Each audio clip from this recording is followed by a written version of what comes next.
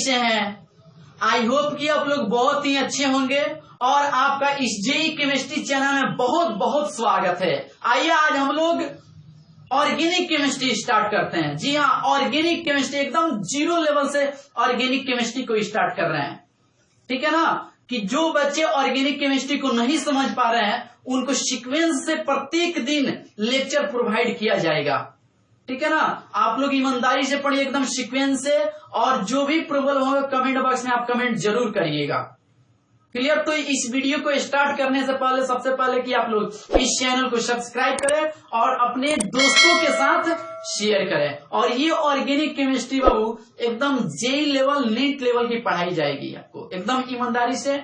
इसमें लेवल में कंटेंट में कोई कमी नहीं होगी। तो चलिए आज हम लोग स्टार्ट कर रहे हैं ऑर्गेनिक केमिस्ट्री। तो बच्चों हम लोग आज देख रहे हैं ऑर्गेनिक केमिस्ट्री। जी हाँ, ऑर्गेनिक केमिस्ट्री आज स्टार्ट हम कर रहे हैं इस लेक्चर में। इसका हिंदी होता है कार्बनिक रसायन। What is organic chemistry? सबसे पहले इसका हिस्टोरिकल बैकग्राउंड को कवर अप किया जाएगा। इसका हिस्टोरिकल बैकग्राउंड को कवर करेंगे। दैट मीन्स ऑर्गेनिक केमिस्ट्री का डेफिनेशन, ओल्ड डेफिनेशन और मॉडर्न डेफिनेशन को आज हम लोग जानेंगे। तो आप आज कवर कर रहे हैं ऑर्गेनिक केमिस्ट्री को, आज स्टार्ट कर रहे हैं। ठीक है ना, तो सबसे पहले इसका हिस्टोरिकल बैकग्राउंड के बारे में स्टडी करेंगे। दैट मीन्स ऑर्गेनिक केमिस्ट्री क्या होता है, कार्बनिक रसायन क्या होता है। तो the branch of chemistry in which we study about, चाहे deals with organic compounds is called क्या? Organic chemistry. तो लिखेंगे the branch of chemistry which deals, चाहे in which we study about, which deals with organic compounds was called organic chemistry. या इसको इस प्रकार भी आप डिफाइन कर सकते हैं छोटू, कि organic chemistry is the study of, organic chemistry is the study of compounds containing carbon, माने रसायन, कार्बनिक रसायन। कार्बनिक रसायन में हम लोग किसके बारे में अध्ययन करेंगे? विष कंपाउंड के बारे में अध्ययन करेंगे। वैसे कंपाउंड के बारे में अध्ययन करेंगे जो कार्बन रखता हो, कंटेनिंग कार्बन, जो कार्बन रखता हो। तो ये तो मेरे भाई ये ओल्ड डेफिनेशन है। क्या है? ये पुराना डेफिनेशन है। हम लोग जानेंगे modern definition of organic chemistry. Modern definition of organic chemistry. तो ध्यान दीजिएगा, the branch of chemistry, modern definition बता रहे हैं, the branch of chemistry in which we study about hydrocarbon. तो सबसे पहले यहाँ पर हाइड्रोकार्बन टर्म को जानेंगे।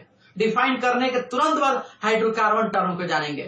ठीक है ना, तो branch of chemistry in which we study about, in which we study about hydrocarbon and its derivatives is called organic chemistry. माने रसायन शास्त्र की वैसी महत्वपूर्ण शाखा, रसायन शास्त्र की वैसी महत्वपूर्ण शाखा जिसके अंतर्गत हम लोग हाइड्रोकार्बन और उसके व्युत्पन्न के बारे में अध्ययन करते हैं, कार्बनिक रसायन ऑर्गेनिक केमिस्ट्री कहलाता है। ये मॉडर्न डेफिनेशन हो गया। क्लियर ना? तो चलिए आप लोग इस डेफिनेशन को नोट कर लीजिए। ठीक है ना, आप लोग शुरू से प्रत्येक लेक्चर को समय समय से डाला जाएगा। प्रत्येक दिन आप लोग कॉपी में अच्छा से नोटबुक बनाते चलिएगा। ठीक है ना, तो चलिए आप नोट करिए।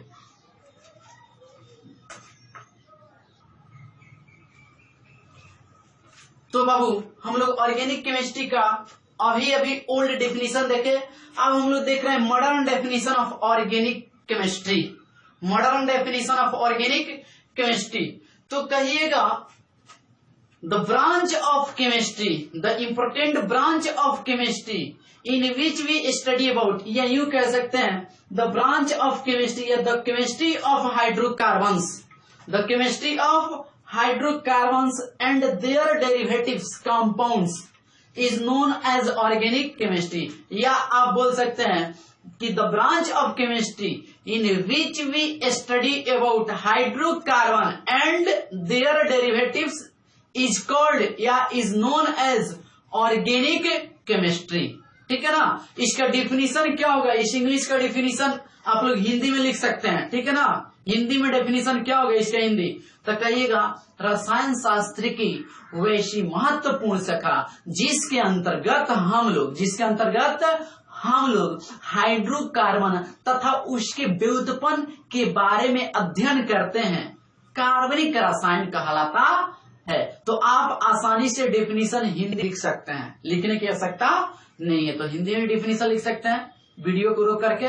चलिए, इसमें इंपोर्टेंट पॉइंट्स भी लिखा गया है कि it is also known as chemistry of carbon. इसे केमिस्ट्री ऑफ कार्बन के नाम से भी जाना जाता है, क्योंकि इस ऑर्गेनिक केमिस्ट्री में हमको कार्बन के बारे में, कार्बन के कंपाउंड के बारे में अध्ययन करना है। यह ऑर्गेनिक केमिस्ट्री कार्बन का ही केमिस्ट्री है। पूरे पीरियोडिक टेबल में जितना भी एलिमेंट्स ज्ञात है अभी तक 118, पूरे एलिमेंट्स को एक तरफ कर दीजिए, माने 117 एलिमेंट्स को एक तरफ, ठीक है ना, और अकेले कार्बन एलिमेंट्स को एक तरफ कर दीजिए। और इनके कंपाउंड की बात की जाए ना तो बहुत ज्यादा कार्बन के जो कंपाउंड होंगे ना, ये 117 एलिमेंट्स मिलकर के उतना पूरा नहीं कर सकते हैं जितना अकेले carbon organic compounds, that means compounds form कर सकेगा, ठीक है ना। तो हम लोग स्पेशल केमिस्ट्री कार्बन का पढ़ रहे हैं, ठीक है ना। Organic chemistry is also known as chemistry of carbon, ठीक है, समझ में आ गया।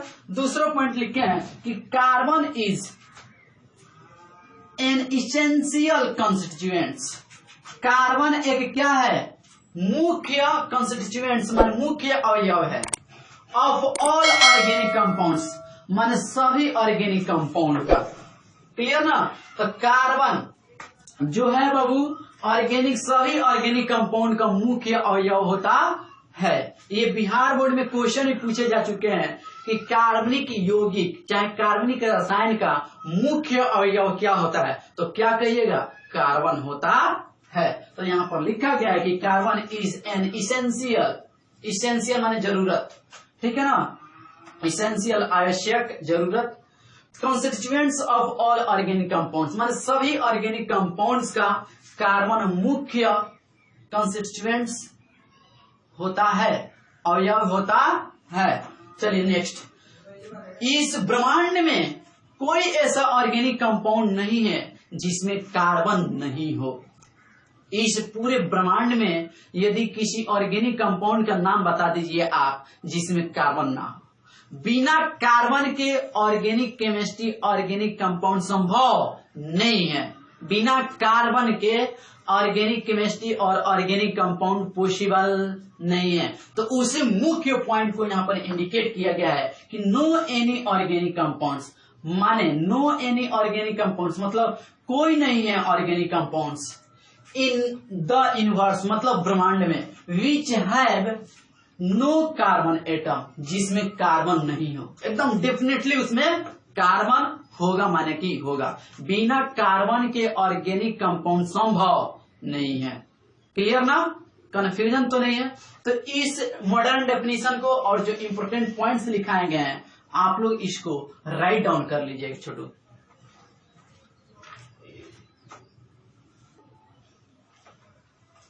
तो बच्चों मॉडर्न डेफिनेशन अभी देखे हैं, आधुनिक डेफिनेशन देखे हैं ऑर्गेनिक केमिस्ट्री का कि the chemistry of hydrocarbon and its या their derivatives is known as organic chemistry, clear ना।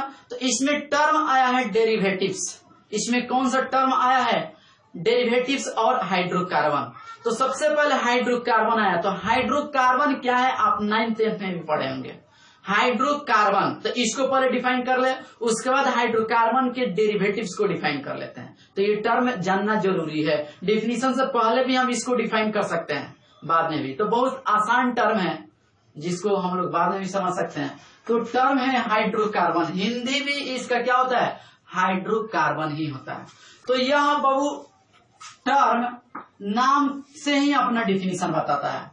देखिए हाइड्रो और कार्बन, हाइड्रो मतलब हाइड्रोजन और कार्बन मतलब कार्बन सी।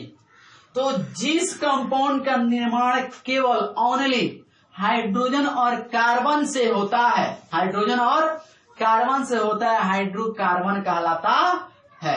कंफ्यूजन है ना, ये डिफिनीशन ही कह रहा है, ये वर्ड हाइड्रोकार्बन वर्ड ही कह रहा है कि कंपाउंड का फॉर्मेशन हाइड्रोजन और कार्बन से होना चाहिए, उसी को क्या कहेंगे, हाइड्रोकार्बन कहेंगे। इसका हिंदी भी हाइड्रोकार्बन होता है। तो कहिएगा कि द टाइप ऑफ कंपाउंड माने वे यौगिक, वैसे यौगिक के प्रकार which are composed of carbon and hydrogen only, जो केवल कार्बन और हाइड्रोजन के बने होते हैं, कार्बन और हाइड्रोजन के बने होते हैं, हाइड्रोकार्बन कहलाते हैं। तो इसका हिंदी में डिफिनेशन क्या होगा कि वे यौगिक जिनके निर्माण में, कंपोज्ड, जिनके निर्माण में केवल कार्बन और हाइड्रोजन होते हैं, हाइड्रोकार्बन कहलाते हैं। क्लियर ना। इट इज मतलब यह ना हाइड्रोकार्बन, यह ऑर्गेनिक कंपाउंड का सिंपलेस्ट, सरलतम रूप होता है। तो वह बात लिखा गया नीचे, इट इज सिंपलेस्ट माने सरलतम, it is simplest form of organic compound, मतलब कि यह कार्बनिक यौगिक का सरलतम रूप होता है। क्लियर ना। तो इस तरह के आप समझ गए हाइड्रोकार्बन क्या है, नाम ही बता रहा है, हाइड्रोजन और कार्बन से मिलकर बने यौगिक को हाइड्रोकार्बन के नाम से जाना जाता है। क्लियर। तो हम आपको एग्जाम्पल, क्वेश्चन के रूप में हम एग्जाम्पल को बना रहे हैं। जैसे आपसे कह दिया जाए which of the following compounds are hydrocarbon, जैसे क्वेश्चन के रूप में एग्जाम्पल को कर रहे हैं अपन। क्वेश्चन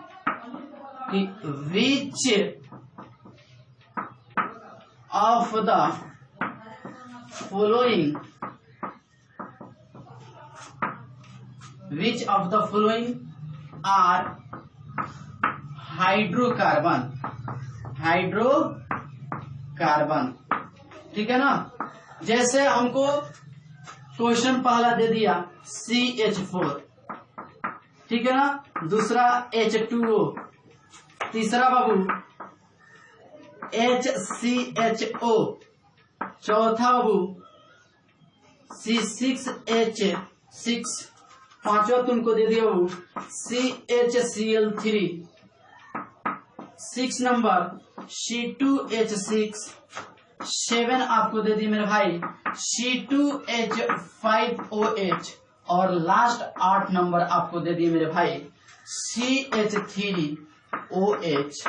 चलिए और बढ़ा देते हैं, 9 नंबर कह दिए C6H6Cl6, ठीक है ना। Next 10 number C6H5OH।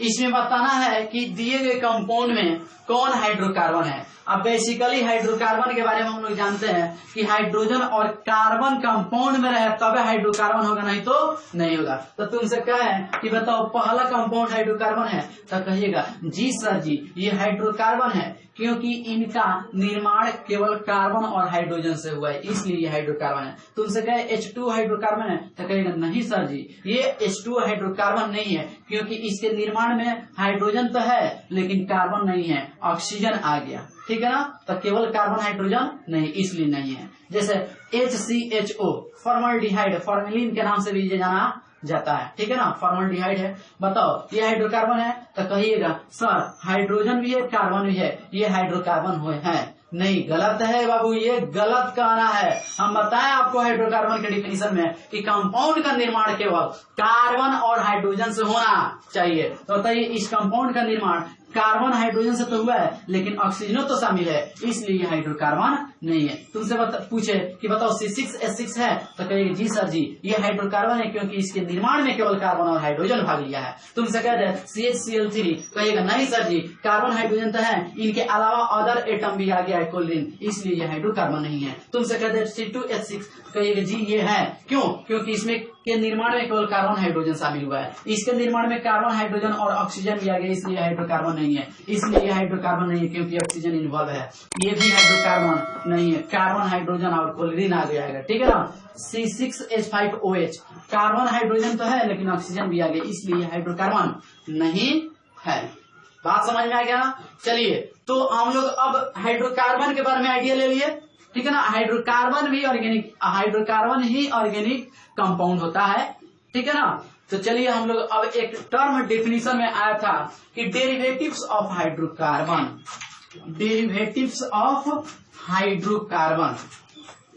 चलिए तो इसको हम डिफाइन करते हैं, डेरिवेटिव्स ऑफ हाइड्रोकार्बन के व्युत्पन्न को पढ़ते हैं। आप ध्यान दीजिएगा भाई मेरे, ये सब लोग डिफिनेशन, ये सब चीज हिस्टोरिकल बैकग्राउंड बाबू आप लोग जानते होंगे। खैर इसको शुरू से पढ़ा रहे हैं एकदम स्टार्टिंग से, 0 लेवल से, तो आपको इतना कवर कराना पड़ेगा। स्पष्ट ना, कोई बात नहीं। चलिए अब हम लोग पढ़ेंगे डेरिवेटिव्स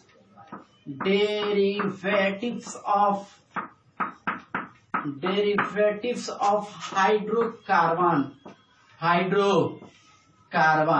हिंदी होता है हाइड्रोकार्बन के व्युत्पन्न, इसका हिंदी लिख सकते हैं बाबू, हाइड्रोकार्बन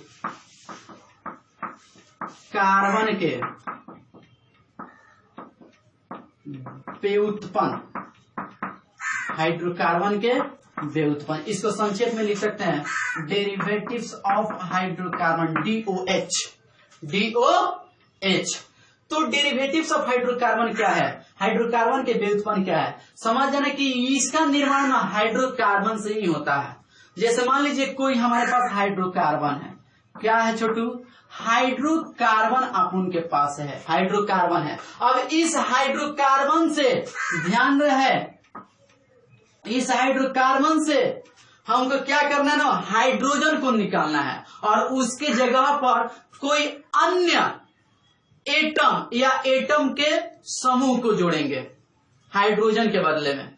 तो जो कंपाउंड बनेगा ना उसी को हाइड्रोकार्बन के व्युत्पन्न के नाम से जाना जाता है। दैट मीन्स कह सकते हैं हाइड्रोकार्बन के बेटा बेटी, हाइड्रोकार्बन के बेटा बेटी ही हाइड्रोकार्बन के व्युत्पन्न कहलाते हैं। क्यों कहिएगा, क्योंकि हाइड्रोकार्बन के व्युत्पन्न का निर्माण हाइड्रोकार्बन से ही हो रहा है। तो हमारे पास मान लीजिए हाइड्रोकार्बन है और इससे हम क्या कर रहे हैं, हाइड्रोजन निकाल रहे हैं। कोई जरूरी नहीं है कि एक ही हाइड्रोजन निकालिएगा, 2 को भी निकाल सकते हैं, 3 को भी निकाल सकते हैं, ठीक है ना। तो जितना आ सकता है उतना निकालिए, कोई जरूरी नहीं है कि एक ही हाइड्रोजन निकालिएगा। आप 2, 3, 4, 5 हाइड्रोजन को निकाल सकते हैं हाइड्रोकार्बन से। स्पष्ट ना। अब मान लीजिए हाइड्रोकार्बन हमारे पास है और 2 को हाइड्रोजन है, ठीक है ना, चाहे 4 को हाइड्रोजन है, आप 5 को निकालिए, तो 5 को पॉसिबल है नहीं। जितना हाइड्रोकार्बन में हाइड्रोजन है उतना निकाल सकते हैं। तो मान लीजिए हाइड्रोकार्बन है और वहां से हम हाइड्रोजन निकाल रहे हैं और कोई ग्रुप जोड़ रहे हैं, इसमें कोई क्या जोड़ रहे हैं, ग्रुप चाहे एटम, जी माने ग्रुप चाहे एटम जोड़ रहे हैं। तो जो कंपाउंड हमको मिलेगा वह बाबू डेरिवेटिव्स ऑफ हाइड्रोकार्बन मिलेगा। एक जनरल एग्जांपल लेते हैं, मान लीजिए कोई हाइड्रोकार्बन मान लें हम CH4 ले लिए बाबू, क्या ले लिए, CH4 हाइड्रोकार्बन है ना।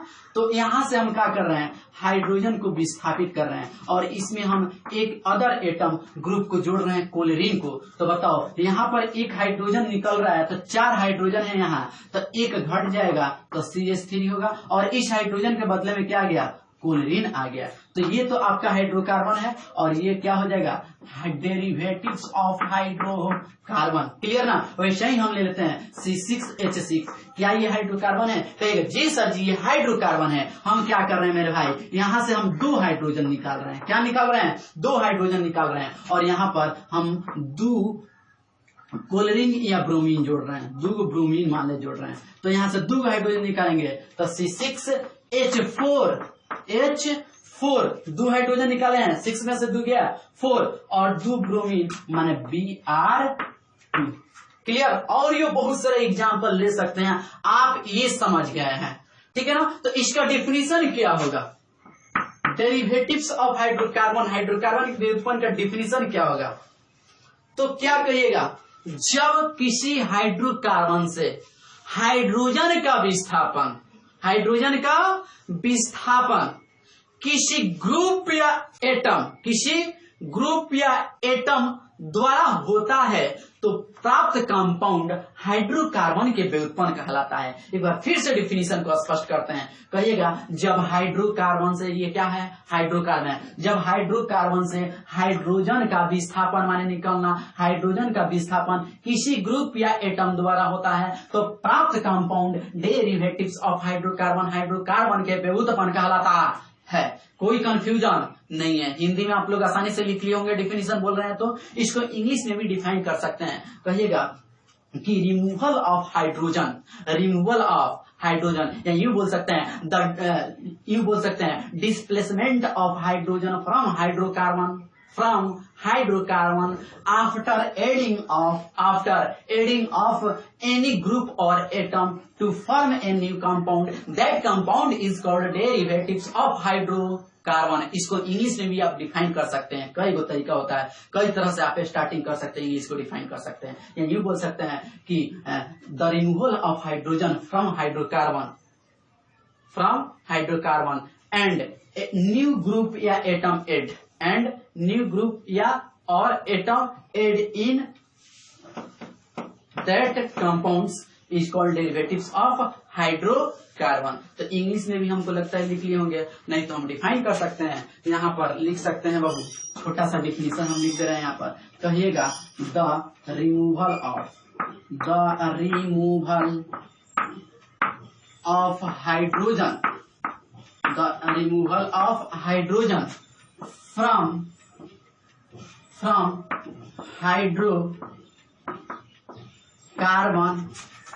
from hydrocarbon, the removal of hydrogen from hydrocarbon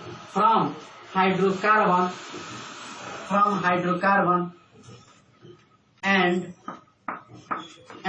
after adding of any atom or group to form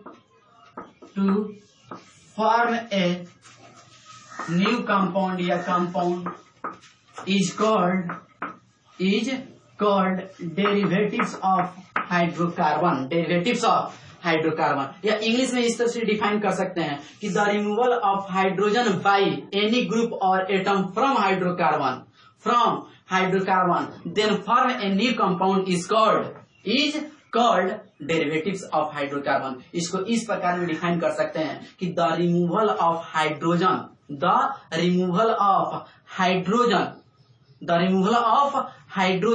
bye any group और atom from hydrocarbon then form a compound, that compound is called derivatives of hydrocarbon. तो इसको आप लोग note down कर सकते हैं, आप बहुत अच्छा समझे होंगे। अब इस पर हम लोग क्वेश्चन करेंगे कि विच of the following is derivatives of hydrocarbon. ध्यान रहे, दुनिया में हाइड्रोकार्बन को छोड़कर अन्य सभी organic compound derivatives of hydrocarbon होते हैं। तो इसको आप लोग बाबू नोट कर लीजिए।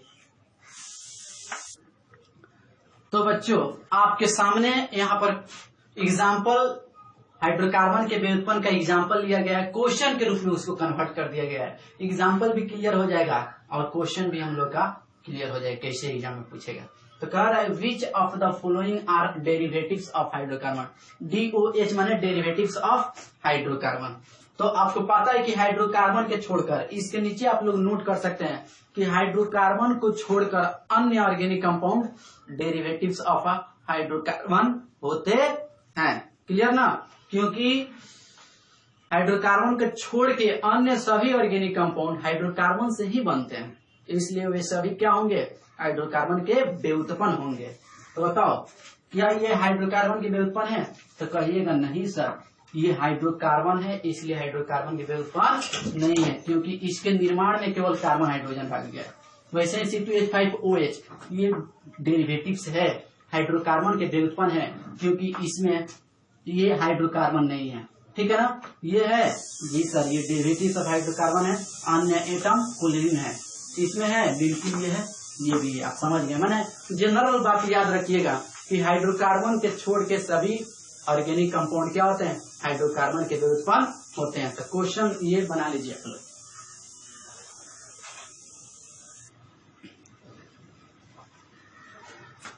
तो बच्चों अब हम लोग देखेंगे क्लासिफिकेशन ऑफ केमिकल सब्सटेंस।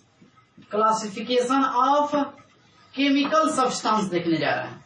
तो ध्यान रहे 1675 ईस्वी में निकोलस लेमरिन नामक वैज्ञानिक ने केमिकल सब्सटेंस को 3 वर्गों में बांटा।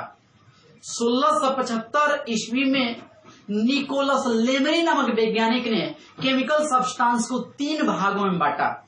जैसे पहला मिनरल सब्सटेंस। मिनरल सब्सटेंस, तो मिनरल सब्सटेंस क्या है? जो खनिजों से प्राप्त होते हैं। जो कहां से प्राप्त होते हैं? खनिजों से, दैट मीन्स अयस्कों से प्राप्त होते हैं।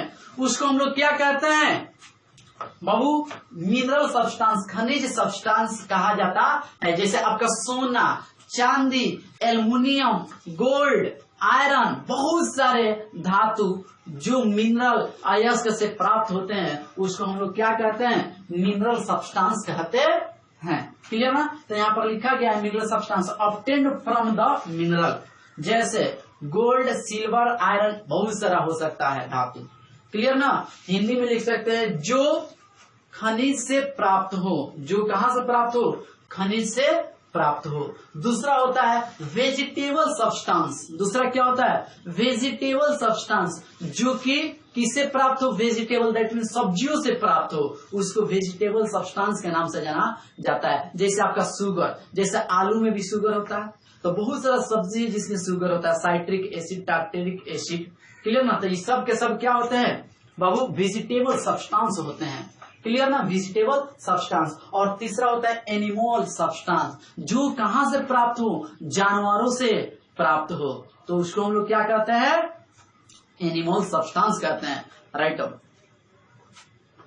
तो तीसरा कैटेगरी केमिकल सब्सटेंस के है बाबू वेजिटेबल सब्सटेंस। वेजिटेबल सब्सटेंस, और यह सब्जियों से प्राप्त होते हैं। तो यहाँ पर लिखा है it is obtained from vegetable. जैसे एग्जाम्पल अभी आपको बताया sugar, citric acid, tartaric acid, बहुत सारे एग्जाम्पल्स वेजिटेबल सब्सटेंस का हो सकता है। तीसरा है एनिमल सब्सटेंस, जो कहां से प्राप्त हो? जानवरों से प्राप्त हो, वे एनिमल सब्सटेंस के कैटेगरी में आते हैं। Which is obtained from animals. जैसे एल्बुमिन्स, जिलेटिन। एल्बुमिन्स के नाम सुने होंगे, जो बायोलॉजी कुछ का जानते होंगे, एल्बुमिन। और यह एल्बुमिन क्या है?